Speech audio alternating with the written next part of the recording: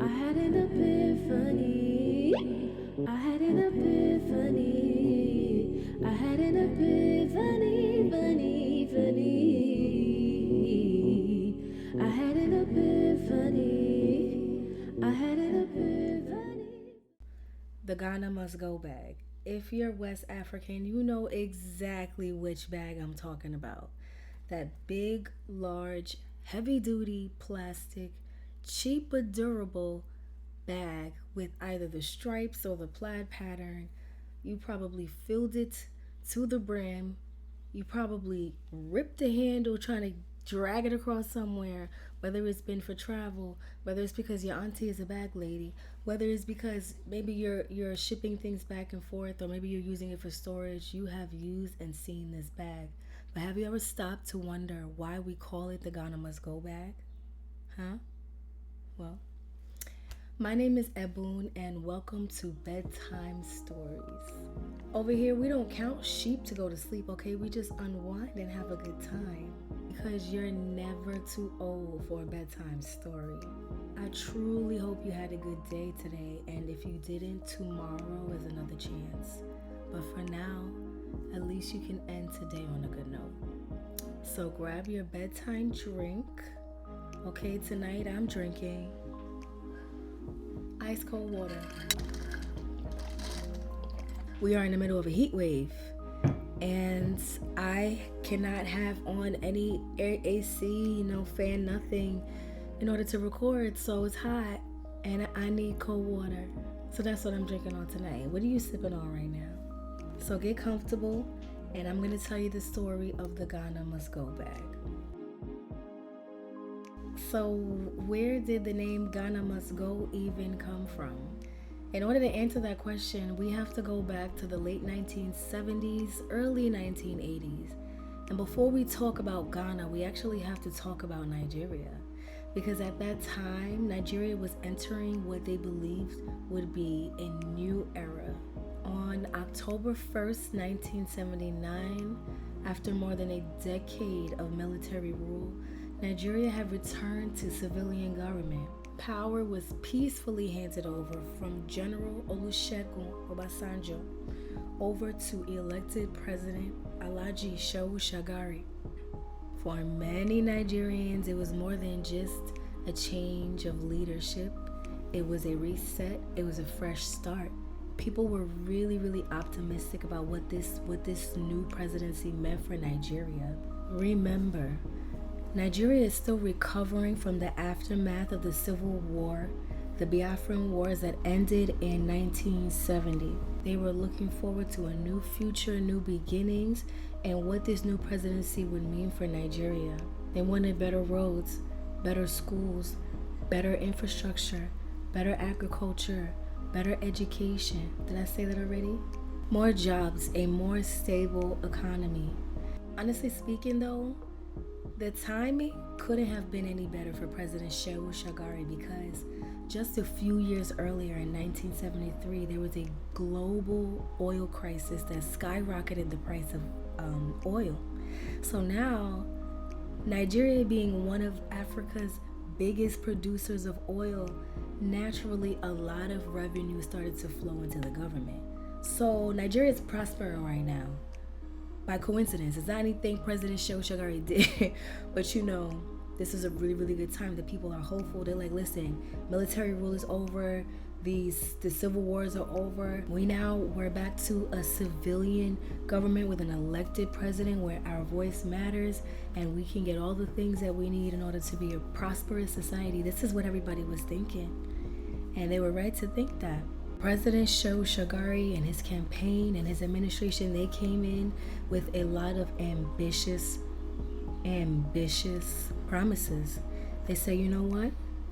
The people have spoken, and we're going to do that. New projects were announced. Construction expanded across cities. The country started to feel like it was moving forward quickly. Around this time, Nigeria was already starting to be known as the giant of Africa. Tell 'em Africa, we don't tire. So here comes the African giant. That name was reflective of its large population, its growing economic influence, and its cultural and political presence across the continent. And now the oil boom is here reinforcing that image. So now, Nigeria is now feeling good, and there's a sense of pride, and that things are starting to look forward for the country.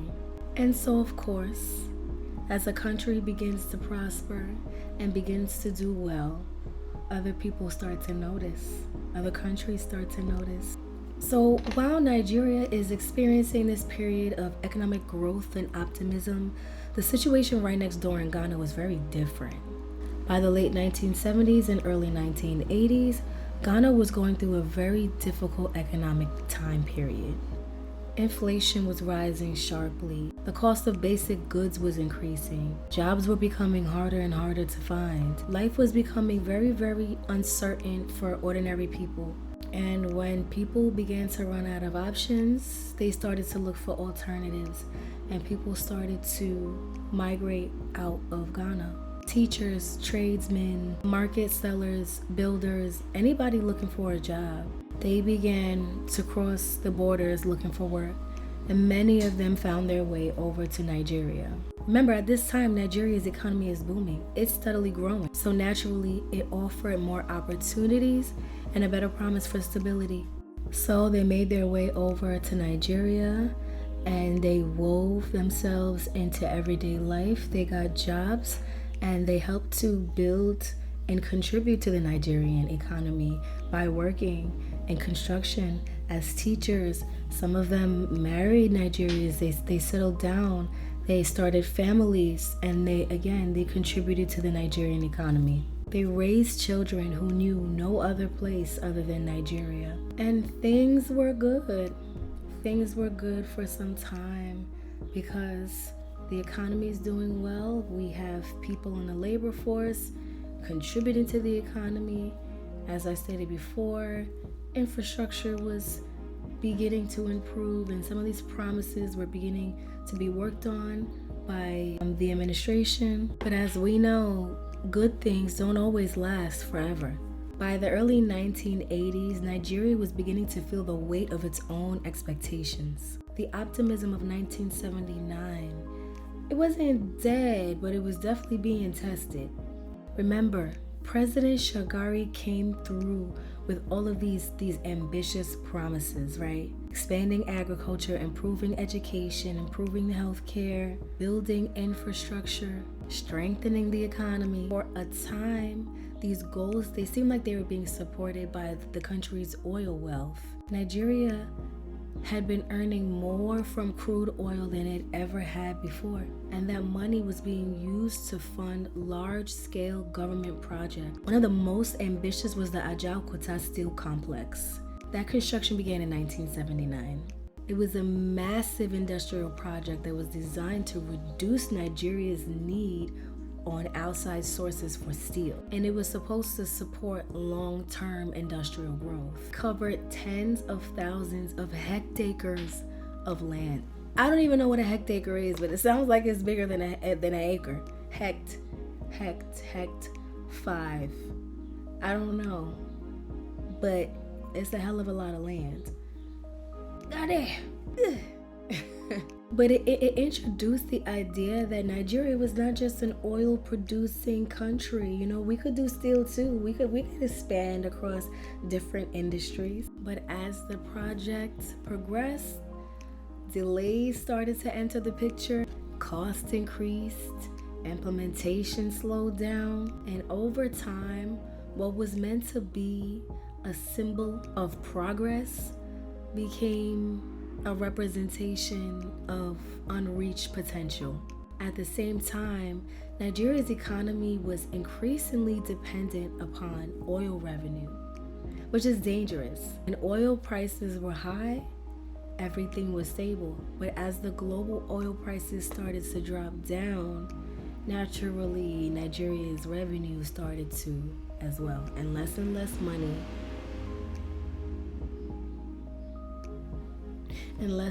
money was coming into the government. And that's what started to happen in the 1980s. In the 1980s, that price started to drop. And because Nigeria was so dependent on mostly oil for revenue, naturally the economy started to suffer. So naturally, funding for these large scale projects, these big, huge promises, started to decrease as well. There's a term for this kind of situation that economists call Dutch disease. And this is when a situation where reliance on one major sector, such as oil, gradually weakens other parts of the economy, like agriculture or manufacturing. So, as the economy begins to weaken in correlation to the drop in oil prices, unemployment also began to rise. When an economy shifts like that, it doesn't do so loudly. It does so quietly, okay? It goes into stealth mode until one day people start to feel it in their everyday lives, and that's exactly what happened here. So again, we're in the early 1980s. The economy is plummeting. Public frustration is growing. Tensions start to rise. We all know how it goes when the economy is not good. Across the country, there was just this sense that things were not the way that they're supposed to be. There was a lot of unrest. One of the most serious incidents of civil unrest during this period was the Kano riots of 1980. They took place in Kano and spread to other northern areas of Nigeria. This kind of reflected a deeper social and religious tension that kind of already existed deeper, but has now come to the surface. It's almost like, we had the Civil War that had ended, and the economy was going so well that everybody was just kind of like kumbaya and getting along. And now that the money is starting to leave the economy and things are not going so well, they remember that, you know what, I actually don't like you. I don't like you that much. I don't really like you that much. Less money, more problems. I don't know. But it is definitely a reminder that economic stability and social stability, they have a really tight relationship with one another. At the same time, public trust in political leadership began to decline as well. Because how can I trust you when you made all of these promises to me about what you were going to do? And I even saw some of the fruits of your labor when you started to do things, but now you're telling me that I don't know where I'm going to get my next meal from tomorrow? Absolutely not. There were growing accusations of corruption and mismanagement within government circles. The opposition was becoming much more vocal about their opinions and their criticisms of the government's use of resources. And you know how it goes. When people are struggling, they start to ask more serious and more difficult questions, and they start to want to hold somebody responsible. People start to ask why. What's going on? What is the problem? Naturally, the people have to be given an answer. And this is a time when discussions about immigration began to appear much more frequently in public conversation, particularly regarding the undocumented immigrants that had come into the country during its years of economic growth. Does that sound familiar? In the earlier years, these movement of people into the country was pretty much a normal conversation. But now that the economy was suffering a bit, the conversation kind of had a different tone. Migrants were increasingly being mentioned in conversations when it came to job competition and economic pressure. Slowly but surely, that conversation started to enter political discussions and public messaging as well. Because in times of uncertainty, people start to ask the harder questions. And sometimes it's easier to give them a simple answer, even when the solution is really more complex than what it seems. By 1983, Nigeria is under significant strain at this point. That same year, in August of 1983, the presidential election was held and President Shehu Shagari was elected for the second time. However, the election itself was widely contested. There were serious allegations of irregularities and there were disputes across several regions. The people say he stole the election, y'all. Sound familiar? So now, instead of easing tensions, this election now, it just deepened them. It just added to them. By the end of that year, the country was in a more fragile position than it was before. Now, earlier that year, in January of 1983, a major policy decision had already been made. the government announced an immigration directive requiring all undocumented immigrants to leave the country by January 31st, 1983, or face deportation or arrest.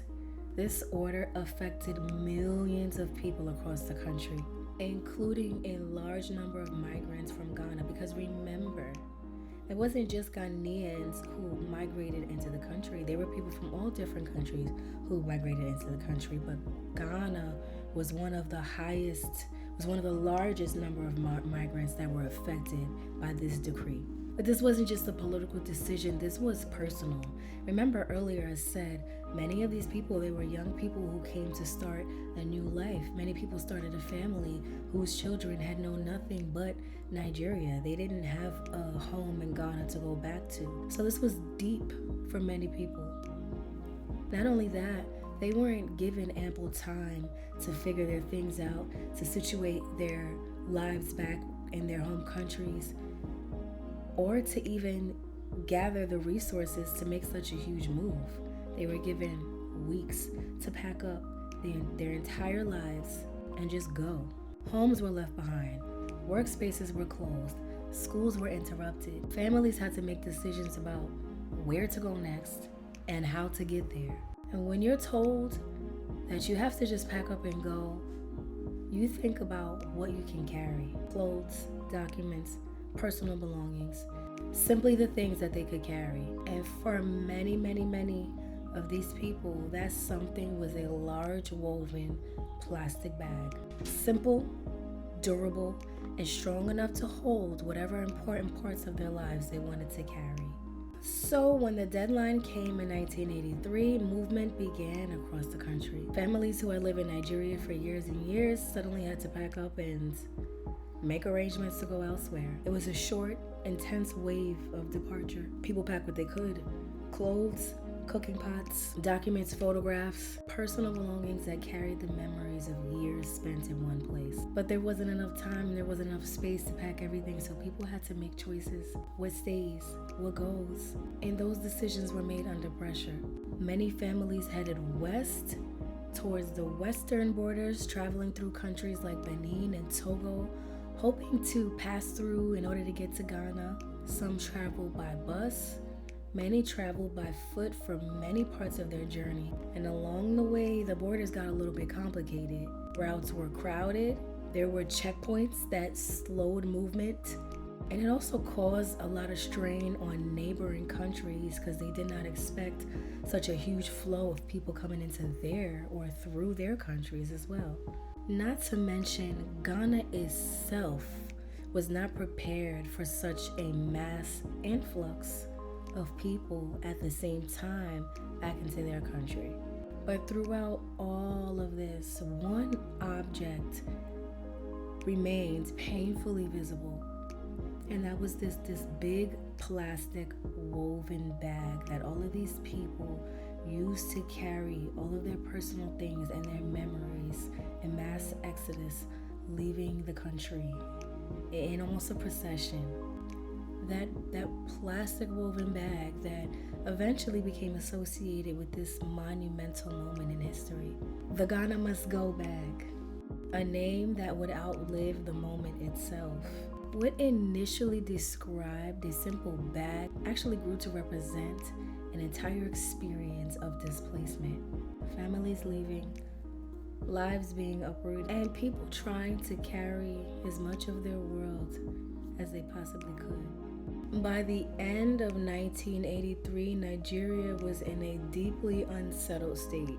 We had the election earlier that year that was widely disputed, with allegations of corruption and mismanagement of funds and misuse of the country's resources, growing political tension, civil unrest or social unrest. Confidence in the system and the government is now weakening. Then on December 31st, 1983, I'm laughing, sorry, it's not even funny.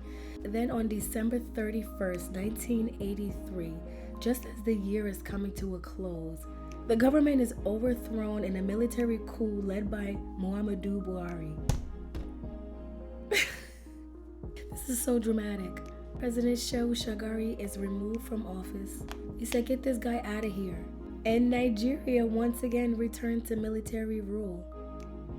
They were like, you know what, this civilian rule stuff is not really working out for us. So we're just gonna, we're just gonna take that back, thanks. That's what happened.